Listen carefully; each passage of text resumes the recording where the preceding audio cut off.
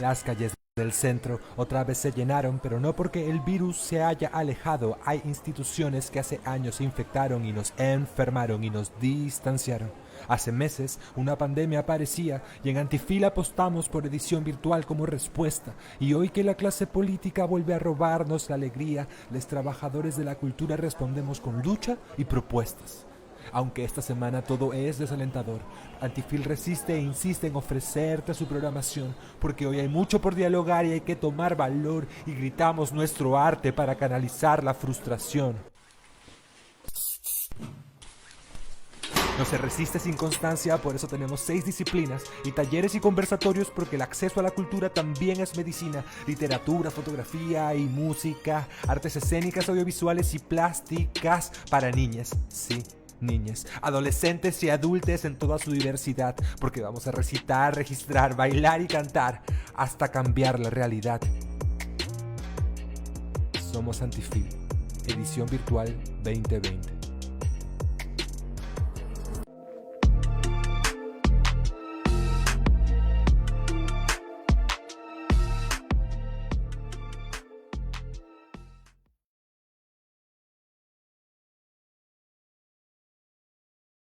Bienvenidos al Antifil 2020. Muchísimas gracias por acompañarnos el día de hoy. En este momento se presenta la mesa de diálogo y recital La Palabra y el Cuerpo a cargo de Poesía en la Ciudad. En esta mesa van a participar Mario Morquencho y Margarita Saona. Les pasamos ahora con nuestra moderadora Úrsula Alvarado para que les cuente más de esto.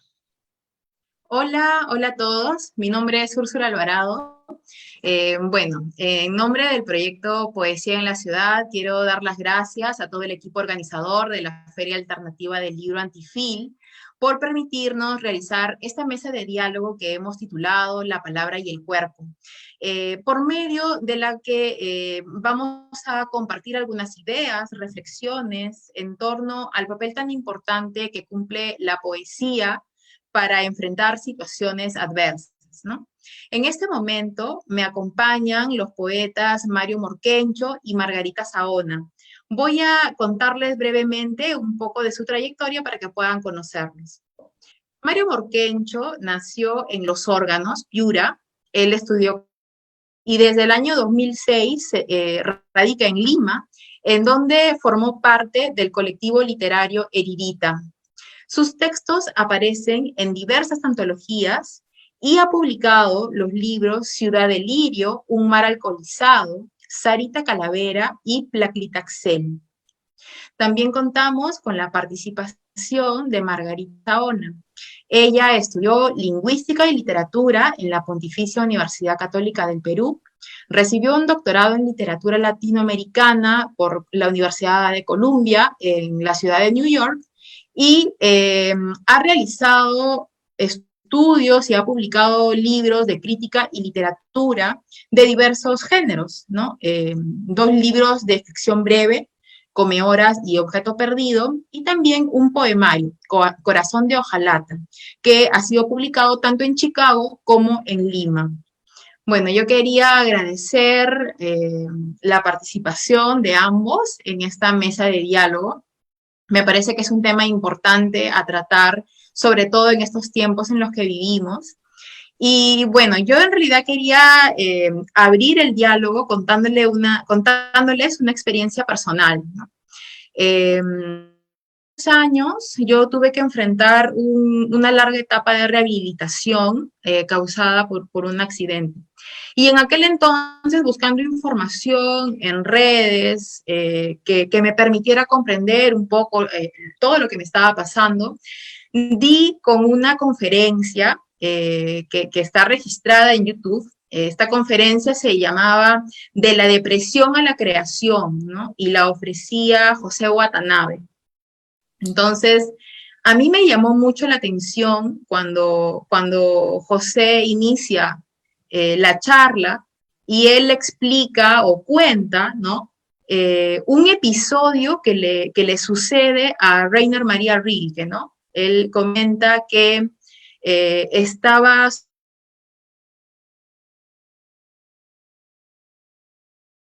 fue salvado por la creación poética, ¿no? Según lo que cuenta José, que mientras Rilke se encontraba pues paseando por el borde de un acantilado, ¿no?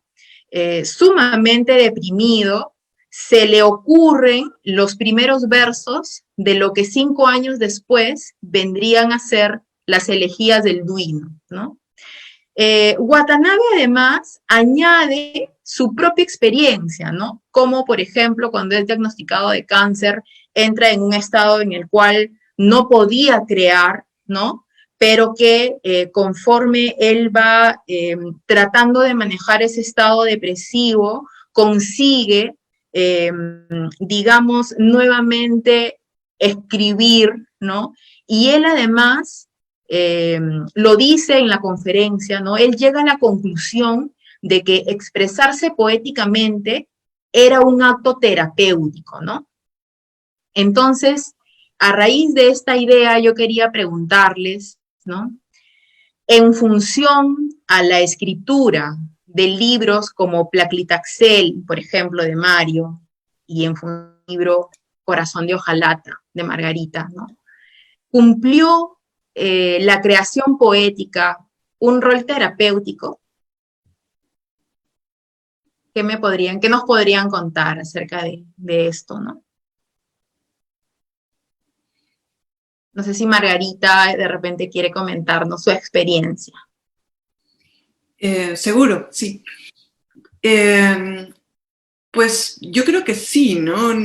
Y creo que definitivamente hay un aspecto terapéutico en la escritura que puede funcionar de distintas maneras. En realidad, desde que empecé a escribir en relación con mi enfermedad, varias personas me han preguntado por qué escribo. Y bueno, cuando la gente que conoce el libro de poesía me pregunta por qué escribo poesía, pero antes de eso, cuando todavía no se sabía cuál era mi diagnóstico, yo empecé un blog cuya función era inicialmente simplemente comunicarme con familia y amigos y decirles, hey, está pasando esto, vamos a tomar los siguientes pasos, ¿no? Etcétera.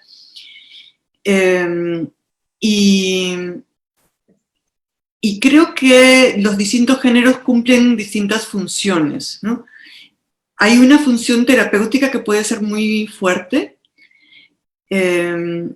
y que no sé si me acaba de gustar la palabra terapéutica, aunque sí estoy de acuerdo en que hay ese efecto, ¿no? Pero creo que ese efecto puede estar también en muchos otros actos, ¿no? Que hay muchas cosas que pueden ser terapéuticas, como que alguien te dé la mano puede ser terapéutico, ¿no? Entonces, no sé, siento que estoy como dando vueltas. Mario, a lo mejor tú puedes sacarme del círculo. Bueno, en mi caso con Placlitaxel, yo no soy yo el paciente, ¿no? Sino yo soy el que va con el paciente, soy el apoyo, ¿no? Yo no, digamos,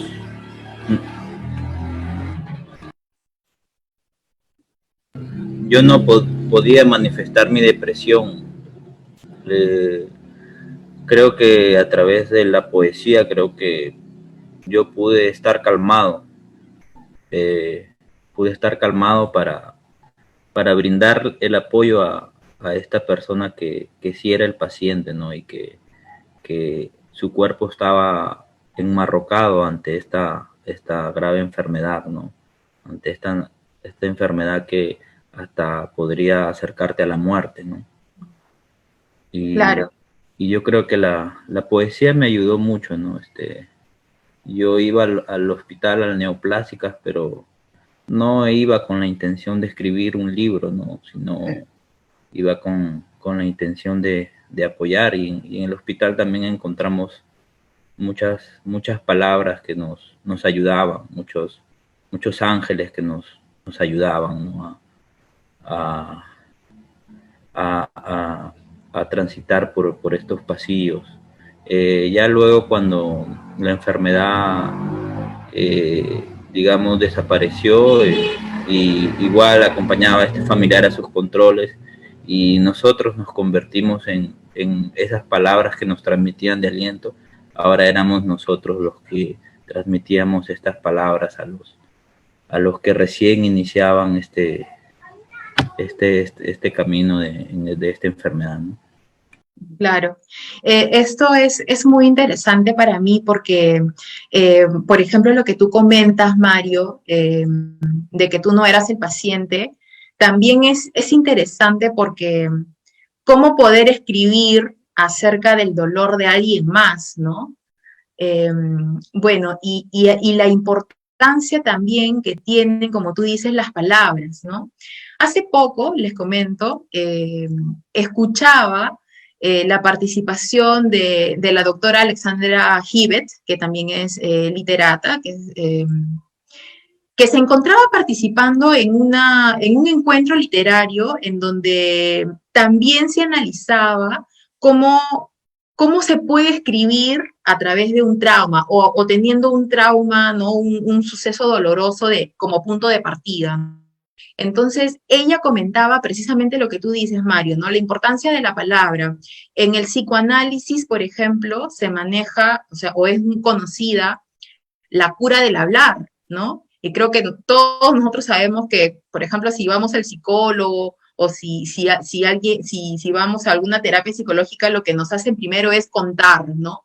O sea, la idea es, ¿no? Tratar de nombrar un poco eso que nos está doliendo, ¿no? Entonces, en ese sentido, la escritura también tendría un efecto, digamos, no de repente terapéutico, ¿no? Para no volver a la palabra, sino de repente de llegar a la comprensión, ¿no? De lo que está pasando, de lo que estoy sintiendo, ¿no? Por ejemplo, la escritora Piedad Bonet, en el mismo encuentro que les comento, ella hablaba de la experiencia que significó para ella, por ejemplo, el suicidio de su hijo, ¿no? Y ella, sin planearlo, obviamente, comienza a escribir acerca de esta experiencia sin ningún fin, ¿no? Simplemente porque tenía mucho adentro y quería sencillamente registrarlo. Pero sí, ahora ya lo contaba, ¿no? Pero sí, ahora podría ella decir, asegurar que escribir le daba cierta paz, ¿no? O sea, tratar de sacar todo lo que tenía dentro, en cierta forma, terminaba por tranquilizarla un poco, ¿no? No, es imposible sanar, ¿no? Esos dolores, pero sí por lo menos tratar de comprender lo que siento y en ese sentido encontrar cierta paz. Entonces, yo pensaba acerca de todo esto, de lo importante que es de repente volcar una experiencia negativa a la literatura o por medio de la literatura, pero sin embargo esto me lleva también a otra idea, ¿no? Cuando nosotros hablamos de literatura, tenemos que recordar que como creación, como toda creación, también ficcionamos, ¿no? O sea, nosotros construimos también un personaje. Entonces, las personas a veces leen nuestros poemas y te dicen, ay, pero te pasó esto, y uno dice, es el yo poético, no todo me ha pasado a mí, ¿no? O sea, es poesía. Entonces, mi pregunta es, ¿cómo ustedes al estar en contacto con esta experiencia dolorosa, que si bien en el caso de Margarita sí era una experiencia personal, en el caso de Mario, una persona muy cercana a él tenía ¿no? este choque con una enfermedad, pero ¿cómo encontraron ustedes ese balance al escribir, ¿no? Porque claro, estamos también creando un yo poético, ¿no? Un personaje. ¿Cómo fue la experiencia de construir el libro, ¿no? Ambos libros en ese caso. Sí, y para volver sobre lo anterior, no he querido decir que no tenga un efecto terapéutico, creo que sí lo tiene, ¿no? Creo que, y también creo que, pero sí creo que el género en el que uno escribe varía un poco, dependiendo de qué es lo que necesitas escribir en ese momento, ¿no? Entonces, lo de la construcción de una persona, tal vez es para mí menos claro en la poesía que en el blog, ¿no? Con el blog, aunque yo no estuviera conscientemente intentando hacerlo, era un poco más claro que la gente veía, ¿no?, una narrativa con un cierto arco narrativo específico y bueno, ¿no? Entonces sí se da esa creación de la persona. Con la poesía o sea, hay la dificultad de qué es el sujeto poético, ¿no? Y que en muchos casos, ¿no? Y quisiera responder a un par de cosas que dijo Mario, ¿no? Una es a las palabras que uno se encuentra. Me encantaría que él ampliara más, porque cuando él habló un poquito más parecía que estas eran palabras como de apoyo, de esperanza de otra gente, pero también el título de tu poemario está apelando a una palabra que es extraña, ¿no? Y en muchos de mis poemas salían de ese extrañamiento del lenguaje que te causa la cercanía con la enfermedad, no solamente la enfermedad propia, sino la enfermedad de aquellos que son cercanos a ti, ¿no? Tus seres queridos, etc. Entonces, me parece que hay, ¿no?, varios niveles en los que uno se acerca a la escritura. En algunos hay un fin que puede ser más práctico, de documentar lo que está pasando. En otros es esta extrañeza con respecto al lenguaje, o el simplemente distraerse del dolor, ¿no? Me he hecho amiga de una escritora que escribe ficción y no escribe sobre el tema de su enfermedad, aunque muchas veces incorpora síntomas de su enfermedad a su escritura, y que lo hace como una forma terapéutica, pero específica, de lidiar con el dolor, ¿no? Me voy a inventar un cuento sobre una persona X para no estar pensando en lo que me duele. Sí, bueno, bueno, Placlitaxel es un químico, ¿no?, que desde la quimioterapia, ¿no? La quimioterapia arrasa no solamente con las células cancerígenas, sino también con las células que son buenas, ¿no? Ataca todo tu cuerpo, ¿no? Y me pareció, creo que muy justo la palabra como título, y también porque me llamaba la atención, bueno, la palabra, ¿no? Y también me gustaba, digamos, el ritmo, cómo sonaba, ¿no? Y bueno, en Placlitaxel hay varias voces que nos encontramos, y hay pacientes, ¿no? Como Dorotea, que era una paciente que no tenía visitas, y que a veces también vendía caramelos dentro de los pasillos. Y también está Dorotea, está Doña Aura. Doña Aura y el astronauta. Sí, y bueno, la paciente a la que yo cuidaba, ella estuvo internada en ese cuarto, y ahí conocimos, bueno, a Dorotea, y también conocimos a Doña Aura, y bueno, ella les contó a las pacientes, ¿no?, a mi familiar, de que también había tenido, ¿no?, un hijo que también que falleció de cáncer, y bueno, a raíz de eso hice también, digamos, mezclas, porque en el Doña Aura y el astronauta, bueno, yo nunca conocí a su hijo, ¿no?, porque falleció en Chiclayo, ¿no? Pero en los pasillos también vimos a un niño que estaba con su muñeco, que era un astronauta, y entonces hice, digamos, una mezcla, ¿no?, y algo de imaginación para poder escribir este poema, ¿no? Y creo que hay un poco de realidad, y también hay algo de ficción, ¿no?, para esto. y también algunas lecturas de algunos otros libros, como el de Victoria Guerrero, que Cuadernos de quimioterapia. Cuadernos de quimioterapia, claro. Ajá, sí. Y Hay algunos... un poemario hermoso de Lila Semborain, que es una poeta argentina que vive en Nueva York, que se llama Matrix Lux, ¿no? Y que es sobre su experiencia de cáncer uterino. Y ahí hay también mucho de estos elementos, ¿no? Por un lado el extrañamiento del lenguaje, el extrañamiento del cuerpo, pero el elemento terapéutico, porque cada verso, cada página empieza con un mantra de meditación, ¿no? Que es Ramada Sasa Seso Hum. Y es que es simplemente este mantra del tipo de meditación que ella practicaba y que trataba de visualizar, ¿no? Mientras estaba recibiendo las radiaciones. Así que o sea, sí, en efecto, hay este elemento de buscar en la palabra, ¿no? El qué hacer con esta experiencia que te desborda, ¿no? Y en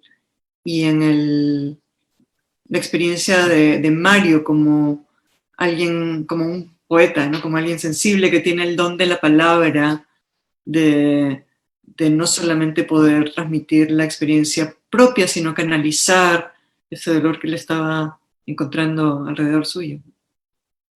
Claro. Y además, cómo la poesía también nos puede ayudar a comprender eso a ordenar nuestras ideas, ¿no? Porque digamos que frente a esas experiencias, nuestra cabeza se llena de ideas y es un poco volcarlas en la literatura, poder entender lo que está pasando, ¿no? Cómo poder comprender.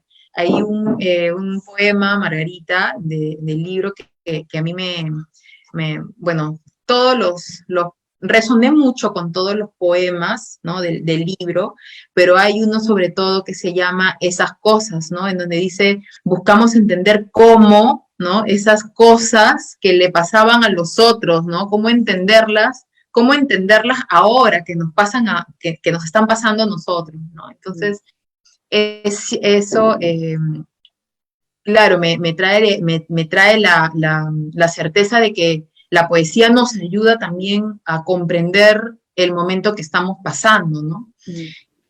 Ahora, antes que lo olvide, en el libro de Mario, por ejemplo, hay poemas que a mí me chocaron, como por ejemplo el de Doña Aura y el astronauta, ¿no? Que lo recuerdo mucho, o como Mi hijo ha muerto, por ejemplo.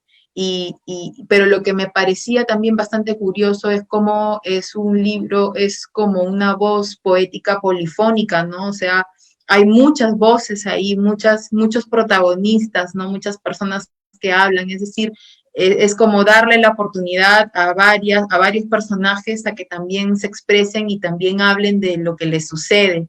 Y el último poema, que es Melodía del altoparlante del INEM, ¿no? Que me parece muy interesante porque ahí tú nombras, ¿no? Y es como, no sé, de repente lo interpreto de una manera muy personal, pero es como mostrar a las personas que de repente en un hospital pueden ser un número de paciente y es como que mostrar y decir sus nombres y sabes que acá estamos, ¿no? Y somos personas las que estamos sufriendo esto. Y esto además me hace recordar un poemario que leí también hace poco, que no sé si lo habrán leído, que se llama Abro el miedo, de la poeta Teresa Orbegoso, ¿no? Que es un libro también muy potente porque ella habla también de su experiencia con el cáncer y en el que ella también dice, voy a nombrarlo, no te voy a tener miedo, te recibo, te acojo y trata también a raíz o a partir de esta bienvenida, de repente disminuir un poco el miedo, pero para poder comprender, ¿no? Para entender lo que uno está viviendo, lo que uno está pasando y de esta manera pues sentir un poco, no sé si de tranquilidad o de renovación de energías, ¿no? Probablemente. Bueno, o para ya finalizar el diálogo, quería comentarles o recordar o comentar en este tiempo de pandemia que ha coronado todo el año, digamos, ¿no? El arte inundó las redes sociales, ¿no? Solo teníamos lo virtual y se volvió en el medio, en la plataforma para poder compartir el arte, ¿no? Arte, cultura, ¿no? Sin embargo, fue significativa la presencia de la poesía, ¿no? Fue bastante especial, ¿no? A pesar de lo doloroso de todo este tiempo,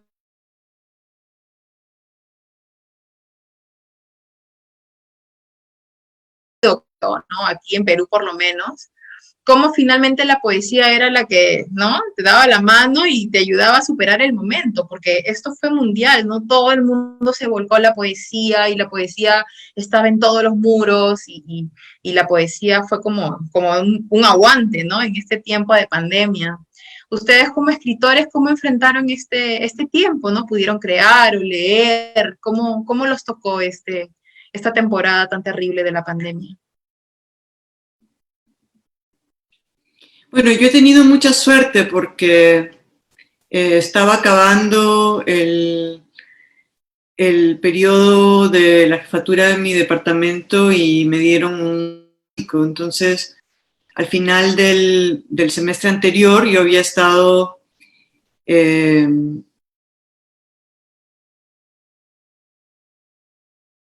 luego me pude dedicar a proyectos de escritura que tenía y quedarme en la casa. Y aquí en mi ciudad era posible salir a caminar, ¿no? Incluso al principio cuando estaba todo cerrado. Entonces yo me siento súper privilegiada de toda la comodidad que he tenido de poder sentir que no iba a perder mi trabajo y que me podía quedar en casa escribiendo tranquila. Así que en ese sentido, ¿no? O sea, por supuesto las angustias las ha sentido otras también, ¿no? Pero, en fin, o sea, yo me he sentido como a salvo y más bien tratando de refugiarme en eso, en la lectura, la escritura, mi familia inmediata y eso. ¿Y tú, Mario?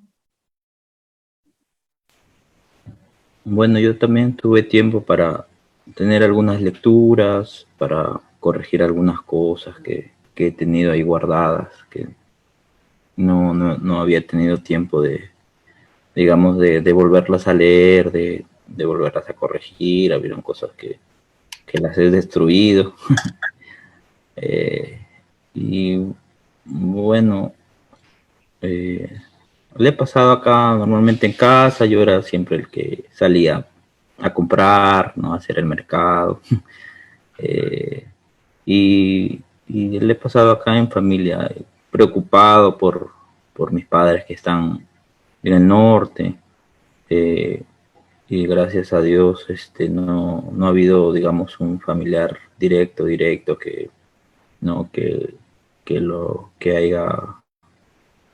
esta enfermedad le haya atacado, ¿no? Claro. Hay en este tiempo muchos escritores, algunos escritores que de repente afrontaron esta época escribiendo acerca de la pandemia, ¿no? O acerca de esta experiencia nueva de quedarte en casa, ¿no? Frente al miedo de salir, ¿no? Frente a ese, que es algo que nunca habíamos experimentado, ¿no? O sea, como tener que resguardarte para protegerte y no salir de casa. Creo que nunca habíamos experimentado una situación similar. Y algunos escritores lo volcaron en poesía o en textos, en relatos, ¿no? Relatos cortos, ¿no? ¿A ustedes les provocó escribir acerca de este tiempo, de esta experiencia, en algún momento? Muy poquito, ¿no? Los míos son... tengo algunos poemas de la pandemia muy breves y en general un poco negativos, ¿no? Como ese tema de esperanza. Claro, es que en un inicio tuvimos... Perdón. Claro, disculpa, en un momento teníamos mucha incertidumbre y muy poca esperanza, ¿no? Sí, ¿no? Entonces, este es como 4 que es de esperanza, Mañana va a salir el sol. ¿Cuántas veces va a ser ese mi consuelo? Wow, claro. Hay unas poemitas así, ¿no? Claro. Sí, Es que ese sentimiento nos ha gobernado durante muchos meses, ¿no? sí. Bueno, yo quería invitarlos a leer algunos poemas. Creo que todavía tenemos un tiempo. No sé cuánto nos tengamos de tiempo. A ver, permítanme, vamos a revisar cómo vamos con el... creo que sí, nos alcanza para leer 2 o 3 poemas. Bueno, no sé, ¿cómo está Margarita o Mario? ¿Mario? ¿Yo empiezo? Sí, como gusten. Ya.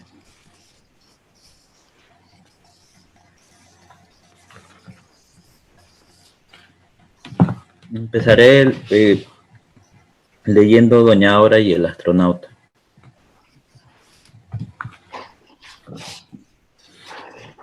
Tuve un hijo que a los 7 años falleció de cáncer en Chiclayo.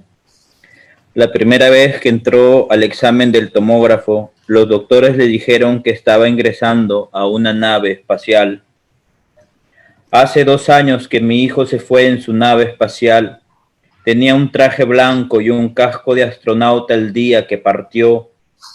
Hoy, el párroco de la pequeña capilla que hay en el hospital leyó unos versos de la Biblia que han hecho que lo recuerde. Señor, no me reprendas en tu enojo, ni me castigues si estás indignado, pues tus flechas en mí se han clavado. A él nunca le gustaron los vaqueros ni los indios con sus flechas. A él le gustaba Buzz, el astronauta de Toy Story. Así lo recuerdo bajo el vidrio de la nave espacial. Buzz, mi pequeño Buzz, una noche antes me dejó su juguete como herencia, un tesoro de plástico de 30 centímetros que tengo junto a mí, aunque le falte una pierna, porque a la mayoría aquí le han amputado algo. Por ejemplo, yo ya no tengo mi útero que fue su primera nave espacial. Ay, mi Buzz, mi pequeño Buzz, partió de blanco en su nave espacial hacia otros mundos, otras galaxias donde ya no sufra esta maldita enfermedad que ahora me tiene con ustedes en cama. Pronto yo también miré en mi nave espacial hacia otros mundos, hacia otras galaxias para buscarlo. Lo voy a alcanzar por un planeta desconocido, uno que lunas que contemplar, como él lo solía hacer aquí junto a mí. Lo alcanzaré, le diré que tiene el cabello largo, muy largo, tan largo como el camino que he recorrido hasta él, más largo y violento que las cascadas que le maravillaba ver por el Discovery.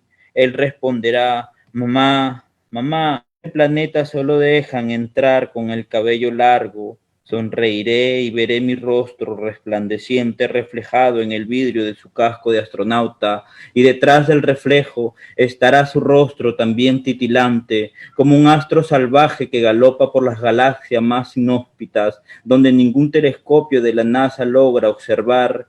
Y mi hijo también se verá reflejado en el vidrio de mi casco de astronauta, estará carcajeándose, pensando que todo fue una pesadilla, porque la última vez que nos vimos, él no podía reflejarse en mis ojos, porque la última vez yo estaba reflejada en el vidrio de su nave espacial, con el rostro cubierto de lágrimas, como el planeta Tierra en pleno diluvio universal. Así como tu rostro, mamá, húmedo y triste, como una inmensa nave que navega entre tsunamis, que lo destruyen todo, como nosotros, di mamá, como nosotros sumergidos en estos cielos desconocidos, navegando por todo el espacio. Recuerdo tu rostro, mamá, el de la pesadilla, el del escalofrío y la negrura, tu rostro inundado por Dios, antes de que yo encienda los motores de propulsión de mi nave espacial, mi querida y odiada nave espacial. Muchas gracias.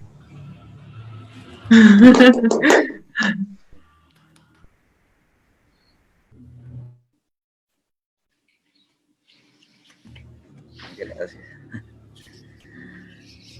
Puedes leer otro, ¿no? Tenemos tiempo para que lean 2 cada uno. Puedes leer un poema más y luego pasamos a Margarita.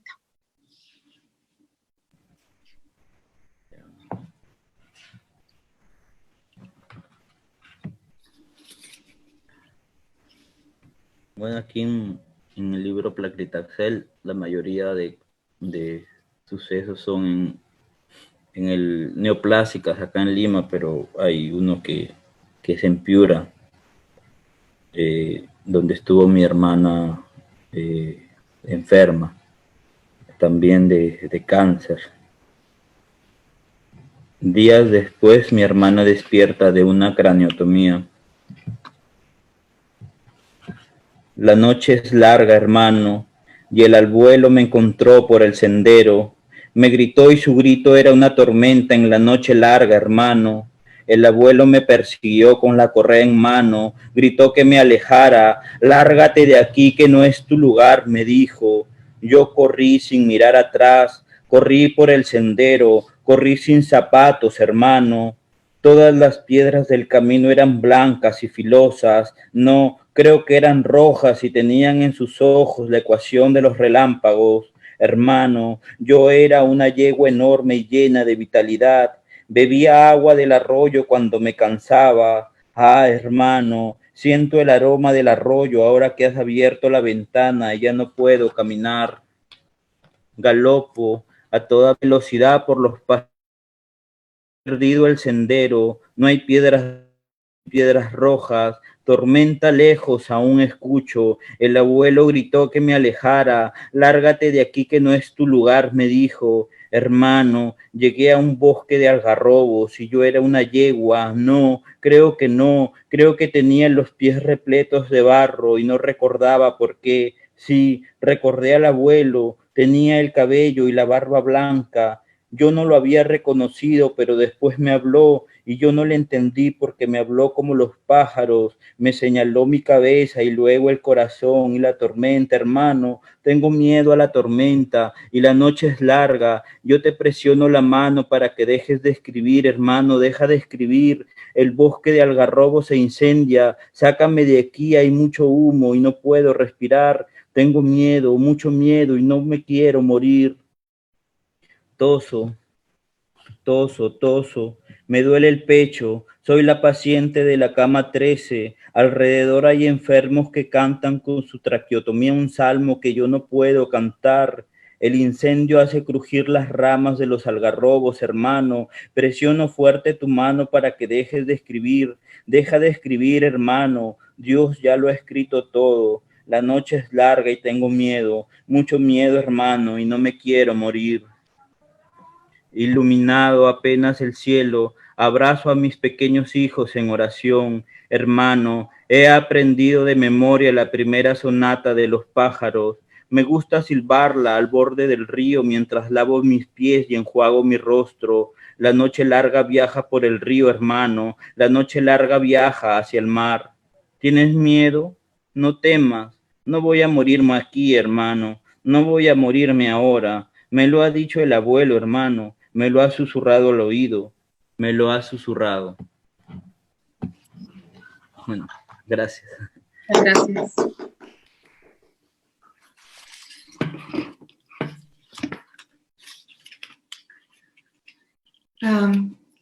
Bueno, les voy a leer un par de poemas del poemario. Son breves, así que voy a leer 3.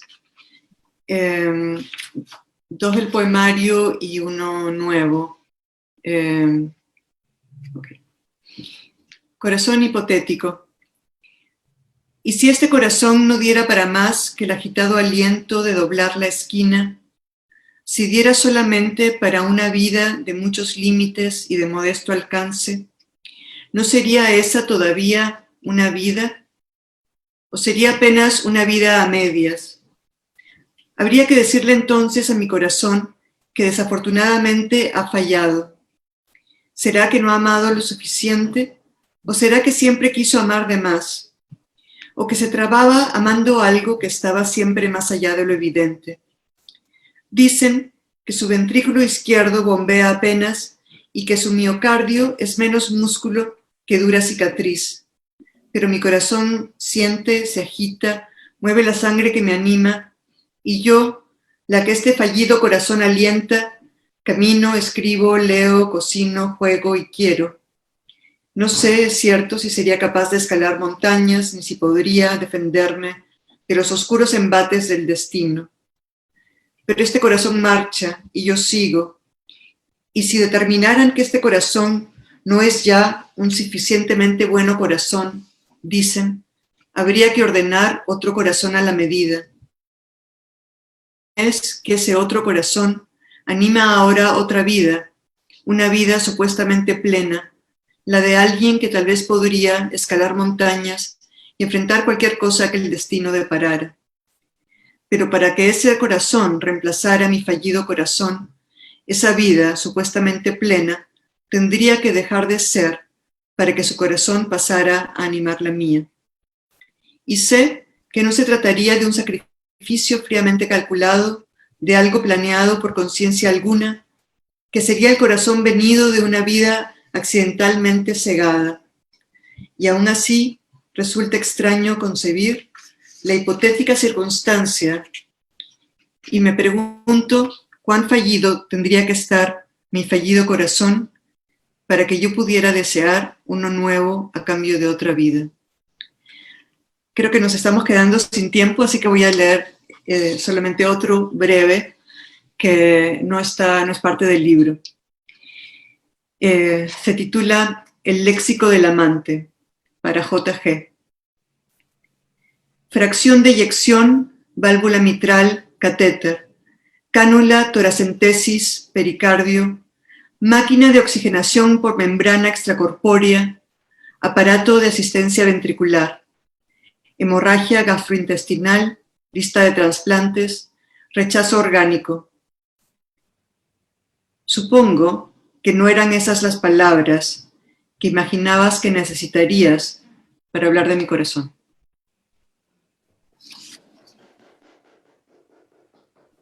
Muchas gracias a ambos, a Margarita, a Mario, por compartir con nosotros sus reflexiones, sus experiencias también, ¿no?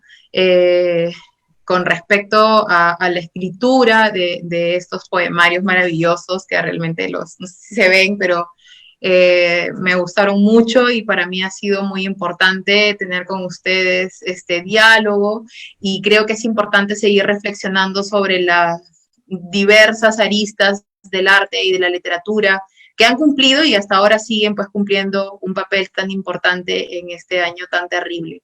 Yo quiero agradecerles y agradecer también al Antifil por permitirnos realizar este encuentro, ¿no? Muchas gracias. Gracias a ti y al Antifil por invitarnos. Gracias, muchas gracias.